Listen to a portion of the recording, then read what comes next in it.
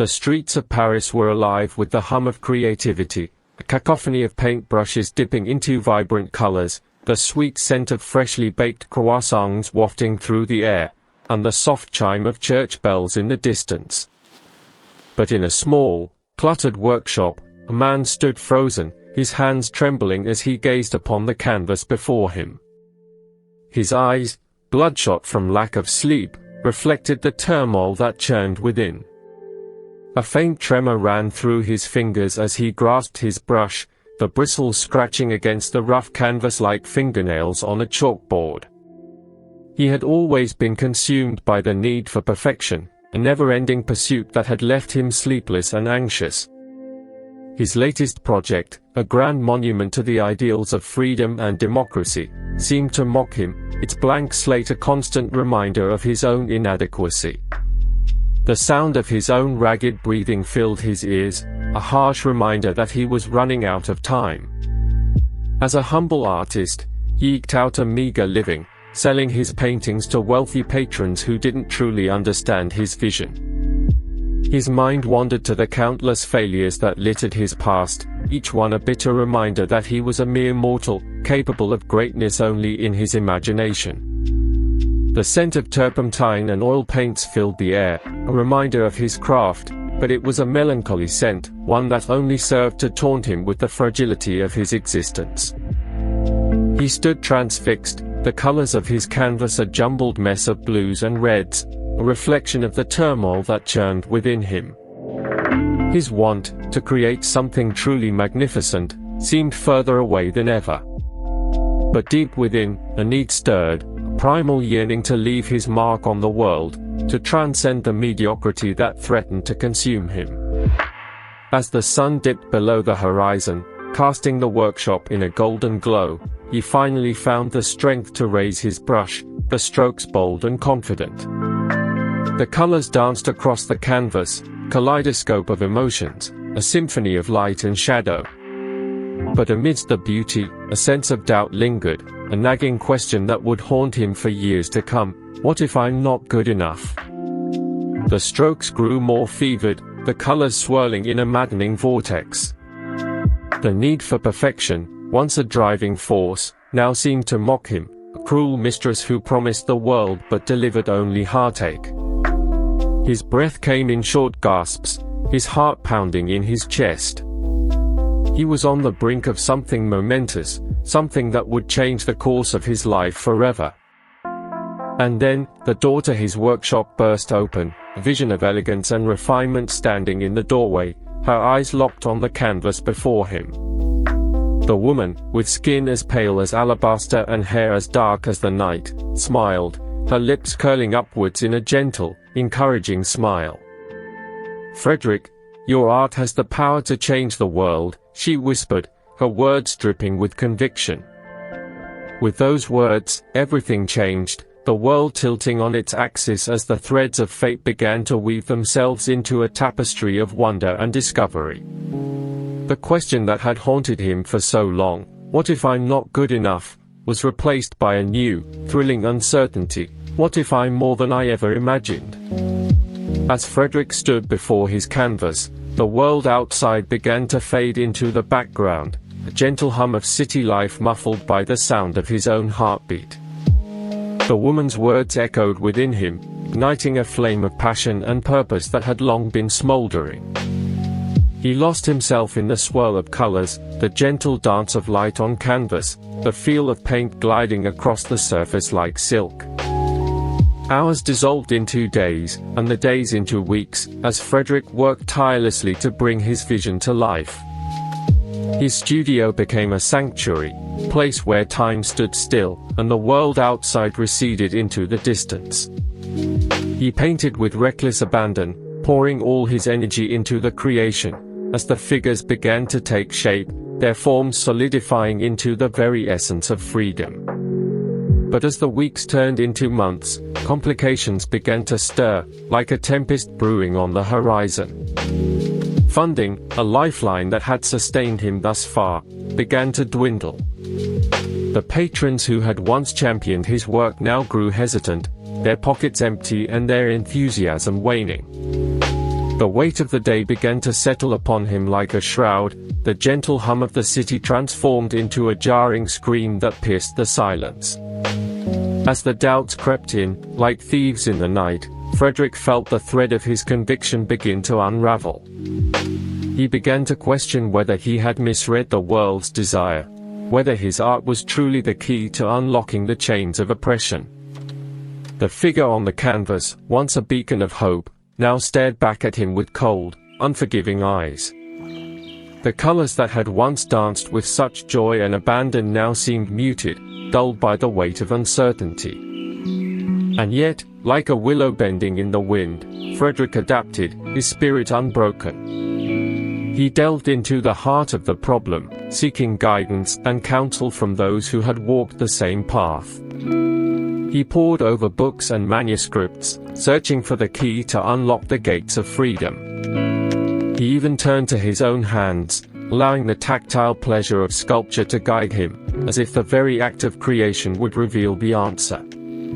It was during this time, as the sun dipped below the horizon, casting the world in a warm, golden light, that a stranger appeared at the door. A young woman with a quick smile and an enigmatic air, she spoke in hushed tones of a secret society, collective of artists and thinkers who shared a common vision. They were a group of idealists, fueled by a burning desire to shape the world anew. The woman's words were like a siren's call, beckoning him to a distant shore, where the certainties of his world were about to be upended. She spoke of a dream, a vision of a colossal statue, one that would pierce the very fabric of the city and illuminate the path towards freedom. Her eyes burned with a fire that seemed almost divine. As the hours ticked by, Frédéric's mind reeled with the possibilities, the scales falling from his eyes like autumn leaves. The woman's words reframed everything, casting a new light on his art and his purpose. He realized that the figure on the canvas was not just a symbol of freedom, but a harbinger of a revolution that would shake the very foundations of society. And yet, as the night wore on, the shadows deepened, and the darkness gathered, like a thick, palpable fog. The weight of the world's expectations crushed him, the burden of responsibility threatening to consume him whole. The figure on the canvas seemed to fade into the background, a mere silhouette, as the doubts crept in, like a cold, dark wind. In the midst of this maelstrom, as the clock struck the witching hour, and the city slumbered, Frédéric's heart sank to its lowest ebb. The world outside seemed to have turned against him, the patrons who had once championed him now cold and unyielding. The figure on the canvas seemed to mock him, cruel reminder of his failure.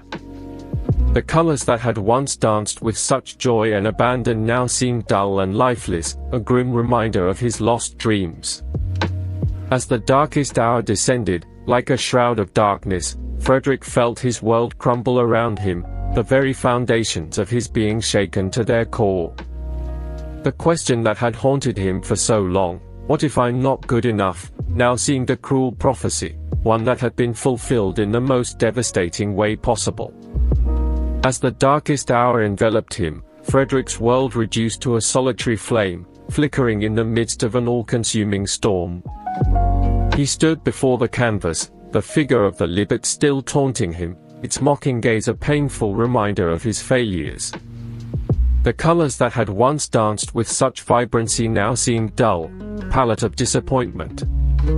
It was then that he felt the first drop of rain hit the canvas, followed by another, and another, until the entire sky poured its wrath upon him.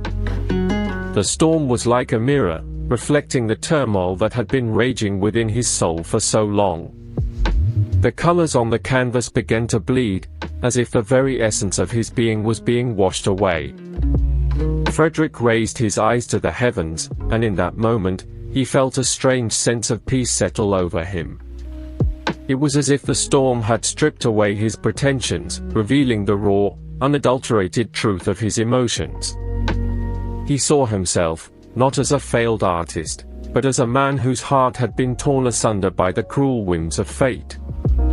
And in that epiphany, he found freedom. He realized that the libet on the canvas was not a failure, but a reflection of his own deepest longings. The figure's outstretched arms, a symbol of freedom, had been pointing to him all along, guiding him back to the very source of his being. As the storm subsided, Frédéric felt a sense of calm wash over him. He walked over to the canvas, his fingers moving with a newfound sense of purpose. He picked up a brush, dipped it in paint, and began to work. The colors danced once more, this time with a newfound sense of joy and abandon. The libet on the canvas began to take shape, its figure strong and unyielding. Frédéric's heart swelled with pride and hope, as he realized that he had been given a second chance. He had been given the chance to redeem himself, to prove that his art was more than just a fleeting fancy, but a reflection of his very soul.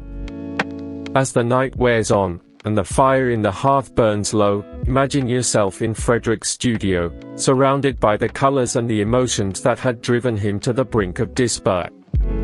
Imagine yourself, too, standing before the canvas, feeling the weight of your own doubts and fears. Close your eyes, and breathe deeply, letting the story of Frédéric Bartholdi wash over you, carrying with it the promise of redemption, and the knowledge that the true freedom we seek lies within ourselves. And so, Frédéric Bartholdi found what they had been searching for, not in the world outside, but within themselves. There was a peace that came with this realization, a sense of calm that settled in the depths of his soul. It was a feeling that he had never experienced before, and yet, it felt incredibly familiar. As it washed over him, the world around him began to fade away, and all that was left was the present moment. The moment of pure possibility, where anything could happen, and yet, nothing was certain. And in this moment, Frédéric found his freedom. Let that thought carry you now, as the night grows quiet, and the darkness is illuminated by the soft glow of the moon. You have heard their story. But do you truly understand the depths of their struggle? And the triumph that followed? Subscribe to HISTOREST to hear more stories of souls who changed the world, one quiet decision at a time. And discover the transformative power of the human spirit. Good night. And may the peace of Frédéric's story be with you always.